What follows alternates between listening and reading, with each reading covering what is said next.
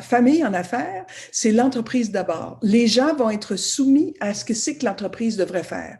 Alors, Oui, on va peut-être être même plus exigeant pour les membres de la famille que pour les autres employés parce oui, qu'on veut que la famille, pas que la famille, mais que l'entreprise survive à tout.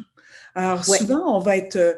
J'ai vu des entrepreneurs qui étaient très, très, très, très exigeants pour leurs enfants, beaucoup plus que pour les cadres ordinaires, parce qu'ils voulaient être certains qu'il n'y ait pas de passe-droit puis de perception qu'il était là parce que son nom suffisait à le mettre dans l'entreprise. La rémunération par rapport au marché, moi, j'ai travaillé dans plusieurs mandats où c'est une des premières choses qu'on a équilibrées.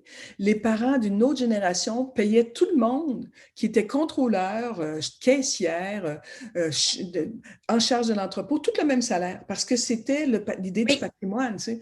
Et là, ce qu'on a fait, c'est qu'on a fait en sorte de faire des descriptions de postes, oui. d'évaluer les postes un par rapport à l'autre. Puis après ça, une fois qu'on les a évalués, on les a évalués par rapport à l'externe. Et là, les gens n'ont pas eu à dire, ben voyons donc, ça se peut pas, moi je vais être moins payé. Tout le monde avait compris que tu étais payé en fonction de ton poste. Le prochain point, c'est l'évaluation de la performance. Dans une famille en affaires, il va y avoir une évaluation de performance avec, tu sais, des formulaires, puis on va évaluer les personnes, puis on va revenir. Tandis que dans l'entreprise familiale, Il n'y en a pas. exactement, Il il n'y y en en a a pas. pas. On ne communique pas les attentes. Il n'y a pas de profil de poste, on ne communique pas les attentes. C'est pas clair, on n'a pas d'objectif. En plus, on ne fait pas d'évaluation. Donc, on est toujours dans la perception. Puis là, on se raconte une histoire que c'est correct. Oui, les doubles standards. Mais Ben oui. l'équité, c'est vraiment de faire en sorte que les gens, des membres de la famille, soient traités sur un pied d'égalité avec les employés. Fait que là, je pense que toi, tu as des exemples là-dessus. Là, Ah, les doubles standards. Écoutez, moi, je l'ai vécu dans l'entreprise familiale, là, les doubles standards. Mais je vous raconte une histoire. J'ai un client, dans mes premières années de pratique, j'ai un client, c'est des Italiens à Montréal. Et imaginez-vous donc, les parents cherchaient leur fils.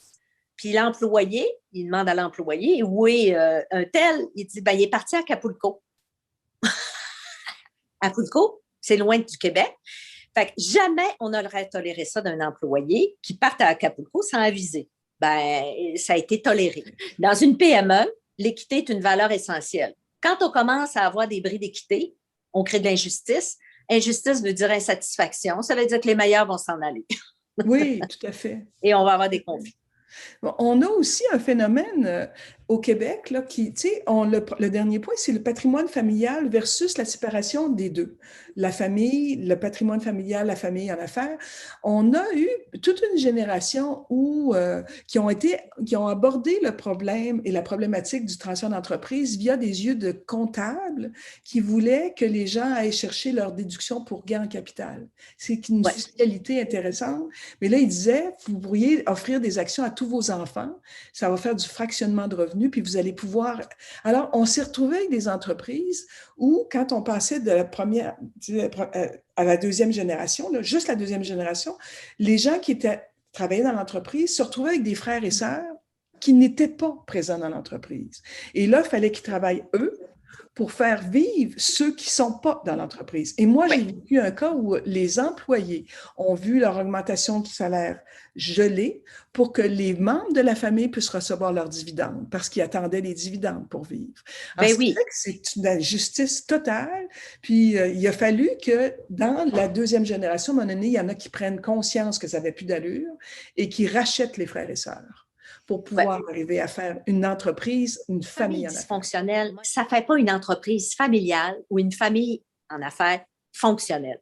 Pourquoi? Parce que la dynamique va se transposer dans l'entreprise.